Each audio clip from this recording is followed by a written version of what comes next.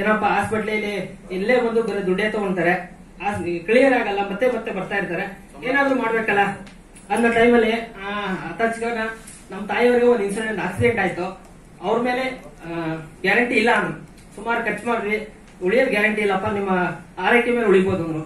ಅದ್ ಮನೆಯಲ್ಲೇ ಟ್ರೀಟ್ಮೆಂಟ್ ಮಾಡ್ತಾ ಮಾಡ್ತಾ ಆ ಟೈಮಲ್ಲಿ ಈ ಪ್ರಾಡಕ್ಟ್ ನ ಪರ್ಚೇಸ್ ಮಾಡ್ಕೊಂಡಾರು ನಾನು ಅಪ್ಲೈನ್ಸ್ ಕೊಟ್ರೆ ಸರ್, ಇವ್ರ ಕಡೆಯಿಂದ ಪ್ರಾಡಕ್ಟ್ ಪರ್ಚೇಸ್ ಮಾಡಿ ನಮ್ಮ ತಾಯಿಯವ್ರ ಮೇಲೆ ಪ್ರಯೋಗ ಮಾಡಿದೆ. Excellent result sir. ಅದಾದ ನಂತರ ನಾನು ಜಾಬ್ ಬಿಟ್ಟು ಫುಲ್ ಟೈಮ್ ಇದೇ ಬಿಸ್ನೆಸ್ ಮಾಡ್ತಾ ಇದ್ದೆ. ಬಿಸ್ನೆಸ್ ಗಿಂತ ಹೆಚ್ಚಾಗಿ ಸಾವಿರಾರು ಜನಕ್ಕೆ ಆರೋಗ್ಯ ಕೊಟ್ಟಿದ್ದೀನಿ.